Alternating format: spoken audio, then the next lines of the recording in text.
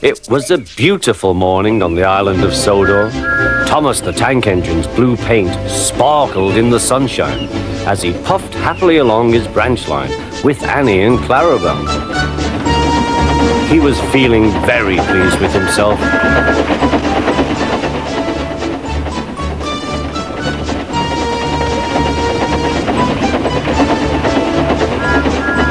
"Hello, Thomas," whistled Percy. "You look splendid."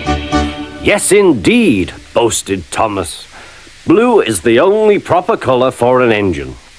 "Oh, I don't know. I like my brown paint," said Toby. "I've always been green. I wouldn't want to be any other color either," added Percy. Well, anyway, huffed Thomas, "blue is the only color for a really useful engine. Everyone knows that." Percy said no more. He just grinned at Toby. Later, Thomas was resting when Percy arrived. A large hopper was loading his trucks full of coal. Thomas was still being cheeky. "Careful," he warned. "Watch out with those silly trucks." Go on, muttered the truck. "And by the way," went on Thomas, "those buffers don't look very safe to me." The last load poured down. "Help! I'm choking!" cried Thomas. "Get me out!" Percy was worried, but he couldn't help laughing. Thomas's smart blue paint was covered in coal dust from smoke box to bunker. "Ha ha," chuckled Percy. "You don't look really useful now, Thomas. You look really disgraceful." "I'm not disgraceful," choked Thomas. "You did that on purpose. Get me out."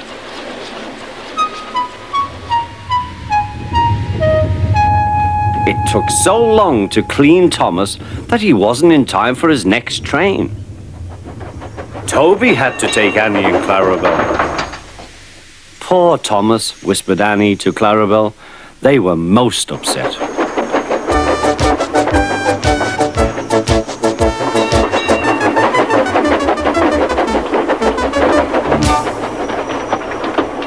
Thomas was grumpy in the shed that night. Toby thought it a great joke, but Percy was cross with Thomas for thinking he had made his paint dirty on purpose. Fancy a really useful blue engine like Thomas becoming a disgrace to the Fat Controller's railway. Next day, Thomas was feeling more cheerful as he watched Percy bring his trucks from the junction. The trucks were heavy and Percy was tired.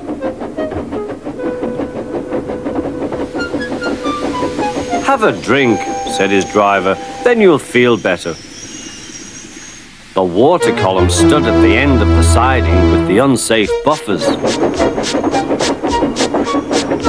Suddenly, Percy found that he couldn't stop. The buffers didn't stop him either. "Oh!" wailed Percy. "Help!" The buffers were broken and Percy was wheel-deep in coal. It was time for Thomas to leave. He had seen everything. "Now Percy has learned his lesson too," he chuckled to himself.